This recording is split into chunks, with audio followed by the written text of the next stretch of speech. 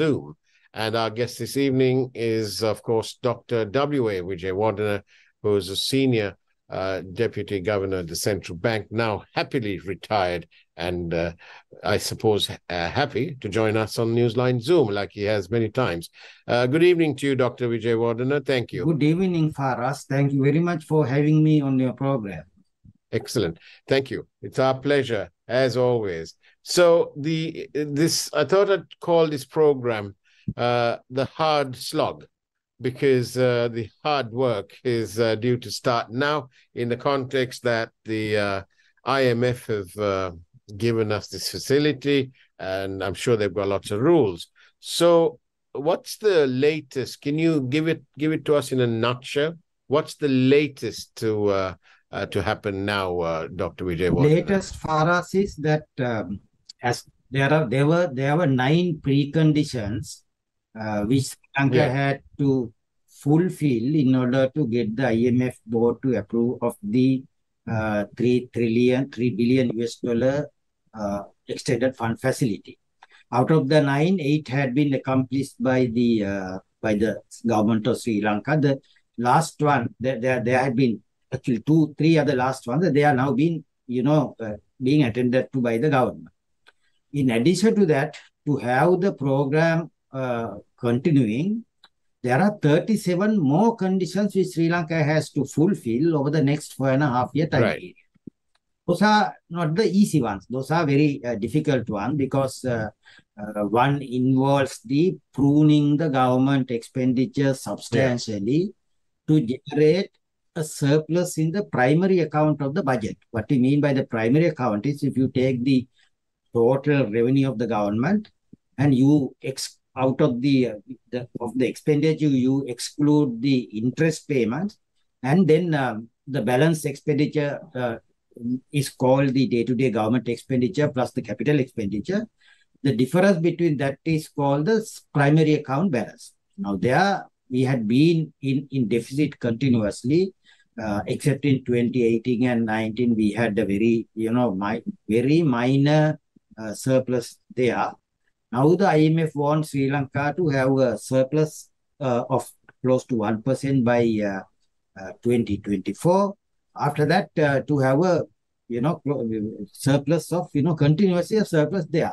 What it means is we have to curtail the government expenditure substantially. So I have just mentioned one there. The other hard work that we have to do is that everything will depend on Sri Lanka's ability to have its debt restructured. Originally, it was meant only for the bilateral creditors and the commercial creditors, amounting to some $33 billion US. But now it appears that the commercial creditors are asking for a thing called reorganization of the domestic debt as well. The government of Sri Lanka has offered another new concept called optimization of the debt on a voluntary basis, except the Central Bank of Sri Lanka, because Central Bank of Sri Lanka, in terms of the new Central Bank Act, everything that government owes to Central Bank, amounting to some 3 trillion Sri Lanka rupees, be converted to a 10-year negotiable bond, which should be paid by the government at the end of the 10-year period. Then Central Bank is free to sell it in the market if there is a demand for such a bond. So central banks, in the case of the Central Bank of Sri Lanka, the government will not have to prepay it as and when the treasury bills mature, because it has to be paid only after 10 years. Similarly, the Central Bank and the Minister of Finance has said other creditors of the treasury bills and treasury bonds, namely EPF, ETF, National Savings Bank, Commercial Bank, and the private investors, they also can go for voluntarily, they can go for this optimization program. So what we mean by optimization for us is that if there's a loss, you have to minimize the loss. If there's a gain, you have to maximize the gain. So since this loss, what the government and the central bank are asking from the investors is, okay, guys, you minimize the losses by going for this optimization program. So that's that. But the former governor of the central bank, Dr. Indrajit Kumar Swamy, who's now a advisor, I believe, to the president of Sri Lanka, Ranil Wickremesinghe, said that this whole renegotiating of these bonds and so on will be accomplished by the end of June. Is that looking on target, do you think? After Dr. Indrajit Kumaraswamy made this announcement, there had been a new development. That new development is that the Hamilton Reserve Bank, which is based in St. Kitts in Bahamas, and that bank had taken the government of Sri Lanka to court, Right. the Southern District Court of the New York City, asking the government of Sri Lanka to repay in full with interest $250 million US dollars. The total amount will come to about $257 million US dollars with interest, which had been defaulted by the government in July last year. And there was this court case, and the government of Sri Lanka made the preliminary objections, saying that the government is now actually going through a restructuring program, and therefore the government cannot provide any preferential treatment to any creditors because the government is bound to do that. But unfortunately for Sri Lanka government, the government's preliminary objections have now been dismissed. So what it means is we have to fight this case very hard in the courts in USA. And if we win, then it is good for us. But if we lose, then everything will, crumble down to a zero level, and we don't know what we can do. So in a nutshell, or in short, what is Hamilton Bank asking for? Hamilton Reserve Bank asking for? Hamilton Reserve Bank had actually, according to that bank, had invested money belonging to its clients. It's not the money belonging to Hamilton Reserve Bank, but on behalf of the clients of the Hamilton Reserve Bank, they have invested in this money in the Sri Lanka international sovereign bonds, because according to that bank, the Sri Lanka government had repeatedly given assurances that it will never be defaulted, it will be repaid on time, and therefore they were given a reasonable assurance that their money is safe. But after the government of Sri Lanka on 12th of April 2022 decided to suspend the repayment of all the commercial credit and the bilateral credit, what happened was the particular ISB, which was to mature in July last year, the Hamilton Reserve Bank and its clients lost it. And remember, the clients, include all the, the small type of people like, the pension funds, provident funds. And therefore, there is a case that, if those people lose, the social implications of a loss is much more than the loss of a rich man. So this is what the Hamilton Reserve Bank is presenting to the courts in New York. And the government of Sri Lanka had made the original objections to that, but that objection has now been dismissed, and therefore the courts will hear the case, and now we have to fight the case, at the courts. Okay, so it looks like because of the Hamilton Reserve Bank's matter, Dr. Indrajit Kumaraswamy's estimation that things may well get sorted out by June, that may be a little bit unhinged now. Well, yes, it may. It may be because the Dr. Kumaraswamy would have expected the New York District Court to dismiss the entire case filed by Hamilton Reserve Bank, but now it is being heard. So we'll have to fight that case, and as a result, it will continue to go. Because there is another important element here for us. That element is the international sovereign bond holders, except the Hamilton Reserve Bank, have organized themselves to an ad hoc group of sovereign bond holders, and they had issued a statement before the IMF approved of the extended fund facility to Sri Lanka on the 20th of March, saying that they are willing to cooperate with the government of Sri Lanka in the debt restructuring. But at the same time, they expect that the domestic debt, which is also not sustainable according to their view, should be reorganized. So there is a difference between now, of course, the word used by the government of Sri Lanka for the bilateral debt and the commercial debt is the debt should be restructured. Now the ad hoc group of the international sovereign bond holders say that should be reorganized. Now what we mean by restructured is that both the creditor and the debtor sit down at a meeting and they decide to restructure. But reorganize means the government of Sri Lanka will do it without asking the debtors, creditors. For example, the creditors here are, in the case of the treasury bonds and treasury bills, the Central Bank of Sri Lanka, Employees Provident Fund, Employees Trust Fund, National Savings Bank, Insurance Corporation, and Commercial Bank. The government will say, okay, we are going to give you this much and you accept this much. So that's called reorganize.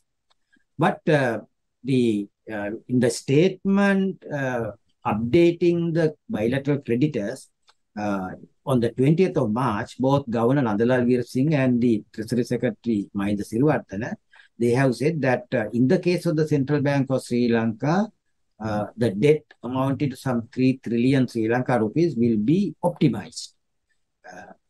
In the case of the other people, it's voluntary and they also can join the optimization program without, mandatorily, without telling them that, you should go for the kind of debt optimization program. But remember, all the holders of the treasury bills and treasury bonds are all the state sector institutions, the Employees Provident Fund, Employees Trust Fund, National Savings Bank, People's Bank, Bank of Ceylon, Insurance Corporation. So therefore, any voluntary work for us means that the government, Ministry of Finance will have to be behind. Let's see. Okay, we've got a break coming up, but after the break, perhaps, Dr. Wijewardena, you can explain to me, there are all these wonderful words, like reschedule, reorganize. Well, you just told us about the optimizing bit, but what it all means to the common man, to the man on the street, to me and to you and to everybody else.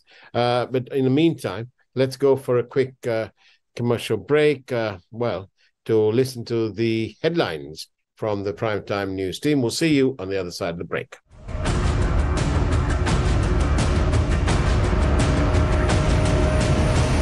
Newsfirst, Newsline with Faraz Shaukat Ali. What they fail to do is to present a proper roadmap to the people.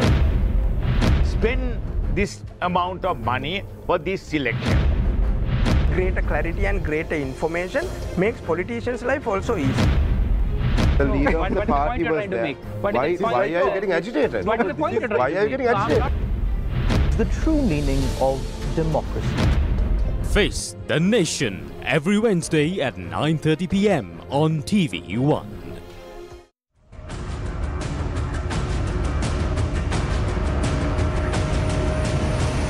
Newsfirst, Newsline with Faraz Shaukat Ali. And welcome back to Newsline Zoom. I'm in conversation by Zoom with Dr. W.A. Wijewardena, retired happily Senior Deputy Governor, Central Bank of Sri Lanka. Now then, Dr. Wijewardena, I was going to ask you, some of these bonds and so on, at one point, some months ago anyway, they were trading at a discount of around 45%, I think, 40%, let's say. So does this mean that when we come to renegotiate, that we can safely expect the bondholders to agree to a discount of 40% and then go on from there? Well, the discount is much more than for us. In the case of the bonds maturing in, say, 2030, $100 bond is being sold right now for some $27 US. So wow. It means the discount is about 70%. But you are correct. If the bondholders will lose 72%, and we can tell them, okay, if you don't agree with us for any restructuring program, you will lose 72%. Yeah. But if you agree with us for a haircut of, say, 50%, you will at least, save 50%. Yeah. So likewise, the Sri Lanka government can use this particular factor as a bargaining point with the commercial creditor. But now, as I have mentioned earlier, because of this Hamilton Reserve Bank case, which is going to be heard by the US courts, we have a problem there also, because now if Hamilton wins the case, then they will get the entire amount of 257 million US dollars. And the other creditors also will say, okay, you have to pay us also the same amount. So we have a problem there. But the fact that the bonds are traded at a deep discount right now means that we cannot get into the commercial international sovereign bond market and borrow again for Sri Lanka. So that is why in the case of the financing gap, which the IMF prepared for submission to its executive board, they have indicated that in year 2027, the Sri Lanka will go for a sovereign bond issue of 1,500 million US dollars. So it has been postponed to 2027 because right now Sri Lanka cannot issue these bonds in the market and get a good return, because right now the yields are more than 35 to 40%. So 35 to 40% interest is prohibitive for a country like Sri Lanka. Now, this leads to several other questions then. One of them, of course, is that under the terms of our arrangement with the IMF, we have to build up our reserves. Is that right? Yeah, we have to build up for that purpose. You see, for us now, IMF wants Sri Lanka to buy foreign exchange from the market. Yes. Cannot build it out of borrowed money. Now, remember, prior to 2019, Sri Lanka's foreign reserves mainly consisted of what the Sri Lanka had borrowed from outside, and not what Sri Lanka had purchased from the market. Now, buying from the market means Sri Lanka will have to allow the exchange rate to further depreciate, and it cannot go along with the current rate in the market amounting to some, say, 320 rupees per US dollar as the middle rate. It will have to allow the exchange rate to further depreciate, and then there will be a surplus of money available in the bank, in the market, and the government of Sri Lanka have to buy it. Now, right now, for the end year target is some 1.8 billion US dollars. Sri Lanka will have to buy it from the market and build it up by that amount. Out of that, Sri Lanka has already purchased about, say, 600 million US dollars. But from the market, what matters to us, from the market, it has already purchased in the month of March. But of course, month of March and April are unusual month because we get lots of remittances during those 2 months. But the remittances flow will start, declining after April, and therefore there is no prospect of continuing with the same success after April also, unless we allow the exchange rate to depreciate. Now then, okay, so we have the central bank buying all the dollars that they can from the market because they can't borrow under the IMF, right? They can borrow, but they cannot borrow and build up the reserve. Yes, exactly. Well, they can buy, but they can't borrow, quite. But then, if the government, at the moment, the government have severely curtailed imports, like, for example, the automobile market and the spare parts and so on. So customs revenue is very much down anyway. So if they were to be to relax the import controls, then surely that will have an impact on the foreign exchange. Exactly. I mean, you are perfectly correct because on average, Sri Lanka's revenue from the import duties is about, say, 5% of the total import bill on average. But that average is misleading for us because in the case of the automobiles, the maximum marginal tax rate, duty rate is about 400%. Right. So so Sri Lanka government is losing heavily as a result of that. And also there is a pressure now building up in the market also that Sri Lanka should, open up the automobile market and therefore the pressure is also coming from the government. But before we open up the automobile market, there are many others that we have to open up. That's the import of the raw materials. For example, in the case of this packing industry. Packing industry, the raw materials are not available for the manufacturers. Plastic industry, the raw materials are not available. Many other industries, we don't have the necessary raw materials available. So as a result, what would happen is that we will have to first give the top priority to the importation of the essential goods for the public, that is food, fertilizers, medicines, then the importation of the raw materials before we touch upon the opening up of the automobile market. So therefore, in my view, that will be the last thing which the government will do. But it is an important element of our whole economy, isn't it?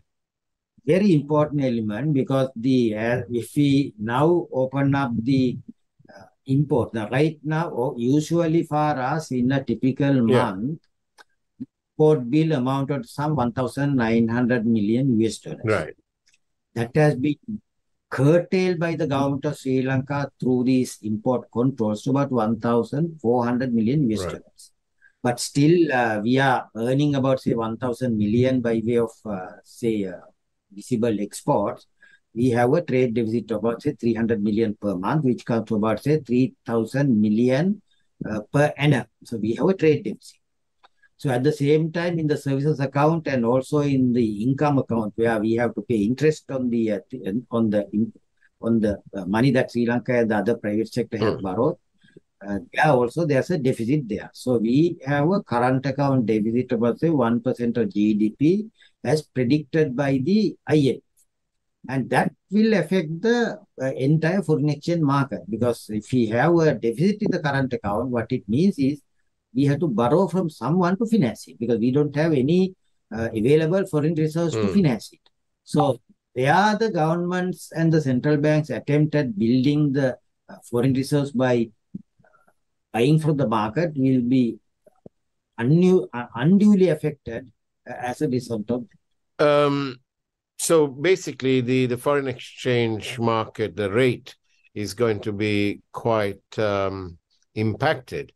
So we may not see this gradual decline, and we may even see to a return to the high 370s and maybe approaching the 400 even again. Well, for us now, if you go through very carefully the document presented by the IMF staff to its executive board, I don't want to mention here any number because that may be, misleading. They have actually projected that Sri Lanka rupee will depreciate from the current level to a very high level by year 2027, every year. It's not an appreciation, it's a depreciation, because that depreciation is needed because Sri Lanka's, the number one is that the inflation rate will come down to a single digit level, not immediately by year 2025.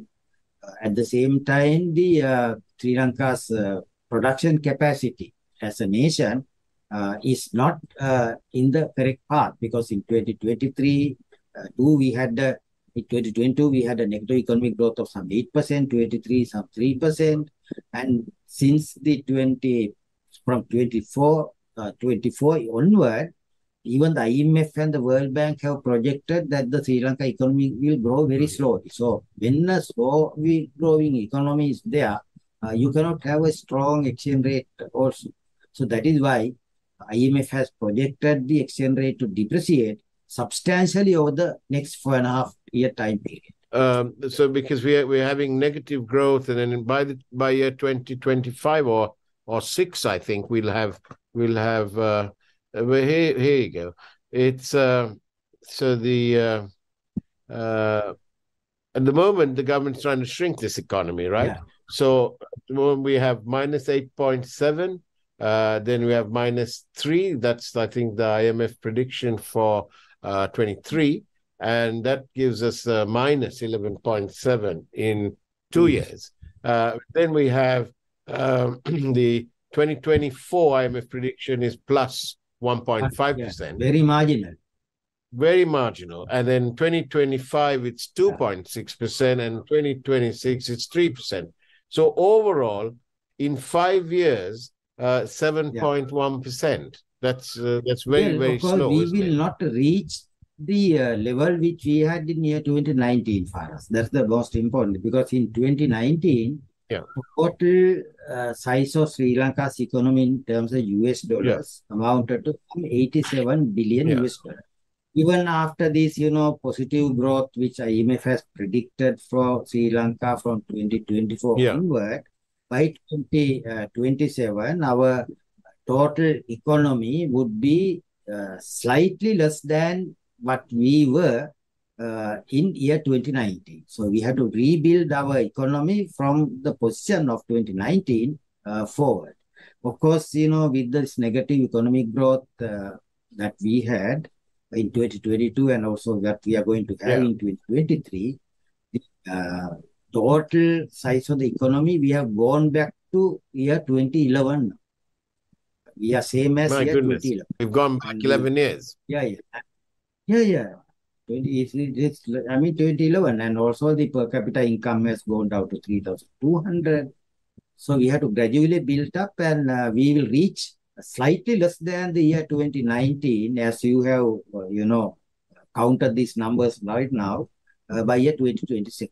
And then also we have to build up Sri Lanka's economy to make it a rich country, as the President Ranil Wickremesinghe wants to make it by year 2048. People of your vintage and mine, maybe it's time, it's sad because in our twilight years, we find that the country is actually going down instead of leaving it on a high. No, we cannot say, okay, country has gone down right now. Yeah. But if the reforms which the IMF has proposed for the government of Sri Lanka are undertaken faithfully by the government of Sri Lanka, then of course we can expect to have a slow recovery. It's not a fast recovery as anticipated by President Ranil Wickremesinghe, because if Sri Lanka wants to become a rich country by year 2048, our per capita national income, on average, the average income which an individual in Sri Lanka should get should be about 12,000 US dollars. To get this 12,000 US dollars, we have to have an economic growth rate of about 8% from 2027 onwards, year after year, till year 2048. Because remember, Sri Lanka's population also grows by 1% every year. When we allow for the growth in the population, the per capita national income will grow by only by 7%.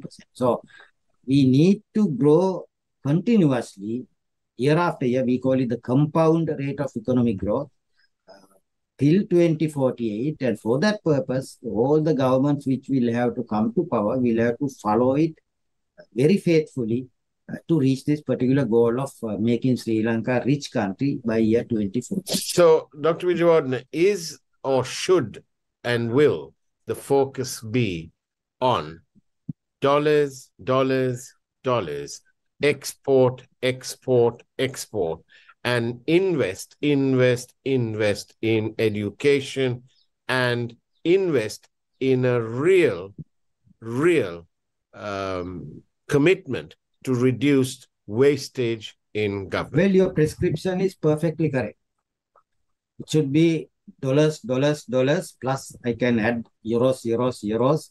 I can add sterling pounds, or Japanese, whatever the hard foreign currency, not the soft currencies like this Chinese yuan or Russian ruble or Indian rupee. Those are called soft foreign currencies. We need hard. In the case of the economy, we must have investments in the high growth sectors, and also the exports, not only the merchandise exports. We'll have to export the services like the IT services, and healthcare services, and education services, and all the sectors will have to expand simultaneously. So we must go for a massive plan in order to develop Sri Lanka to a rich country status by year 2040. Well, that sounds good if we have the commitment. But Dr. W. A Wijewardena, we really appreciate your time on our network. Thank you very much. And that is the way it was on Newsline Zoom this wonderful evening. Take care. Have a great evening as much as you can. And of course, God bless you all.